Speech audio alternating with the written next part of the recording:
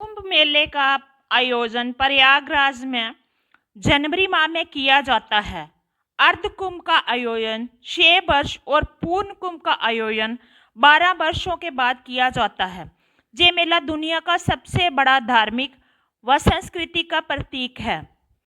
कुंभ मेला सनातन धर्म के अनुसार भारत में मनाया जाने वाला विश्व का सबसे बड़ा धार्मिक मेला है।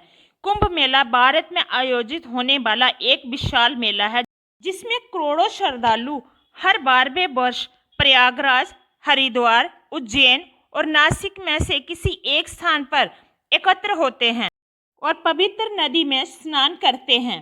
प्रत्येक 12वें वर्ष के अतिरिक्त प्रयाग में 2 कुंभ पर्वों के बीच 6 वर्ष के अंतराल में अर्ध कुंभ भी होता है। मकर संक्रांति के होने वाले इस योग को कुंभ स्नान योग कहते हैं और इस दिन को विशेष मंगलकारी माना जाता है, क्योंकि ऐसा माना जाता है कि इस दिन पृथ्वी से उच्च लोकों के द्वार खुलते हैं और इस प्रकार इस दिन स्नान करने से आत्मा को उच्च लोकों की प्राप्ति सहजता से हो जाती है। जहाँ स्नान करना साक्षात स्वर्ग दर्शन माना जाता है। कुंभ का शाब्दिक अर्थ है घड़ा, जिसको हम सुराही भी कहते हैं या जिसको हम बर्तन भी कहते हैं। ये वैदिक ग्रंथों में पाया जाता है। इसका अर्थ अक्सर पानी के विषय में या पौराणिक कथाओं में अमृता, जिसे हम अमृत के बारे में भी बताया जाता है। मेला शब्द का अर्थ है किसी एक स्थान पर मिलना, एक साथ चलना, सभा में या फिर किसी विशेष रूप से सामुदायिक उत्सव में उपस्थित होना। ये शब्द ऋग्वेद में या अन्य प्राचीन हिंदू ग्रंथों में भी पाया जाता है। इस प्रकार कुंभ मेले का अर्थ है अमरतब का मेला। इसके बारे में बहुत सी पौराणिक कथाएं हैं। उसमें से सबसे प्राथमिक कथा मानी जाती है सागर मंथन की कथा। आइए जानते हैं इसके पीछे का इतिहास। किसने की कुंभ मेले की शुरुआत, कब हुई थी कुंभ मेले की शुरुआत?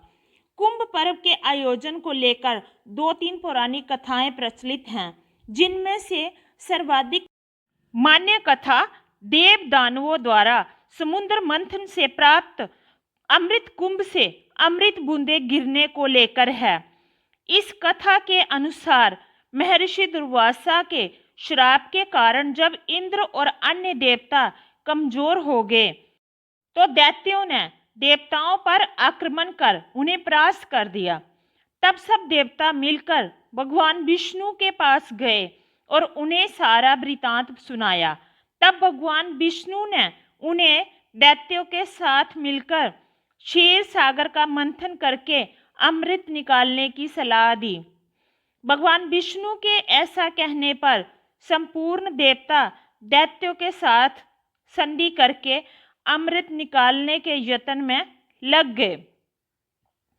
अमृत कुंभ के निकलते ही देवताओं के इशारे से इंद्रपुत्र जयंत अमृत कलश को लेकर आकाश में उड़ गए।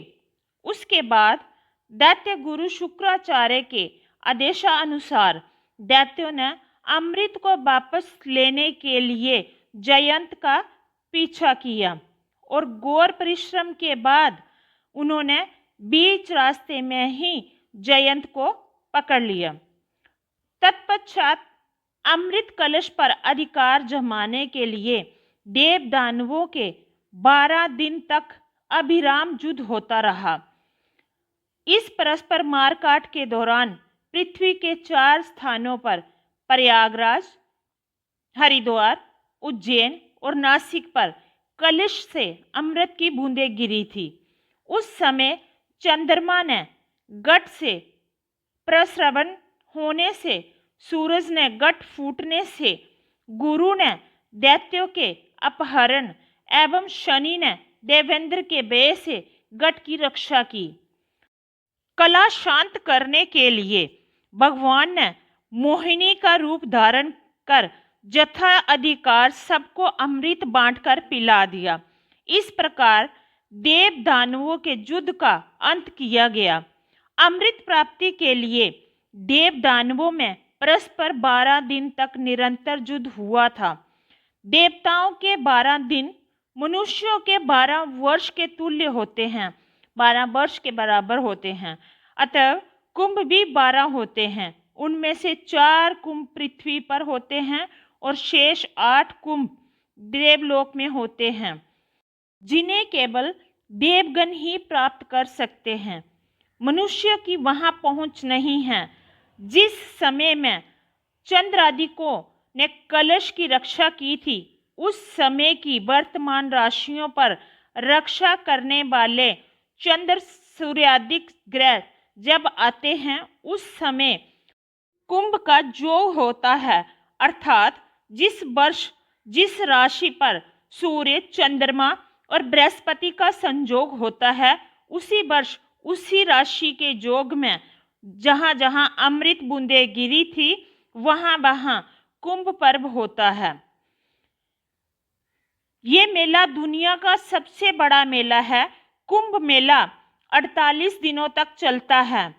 आपको बता दें कि इस साल ये महाकुंभ मेला प्रयागराज में आयोजित हुआ है, जहाँ 3 नदियों का संगम है, गंगा, जमुना और सरस्वती, जिसे संगम के नाम से जाना जाता है।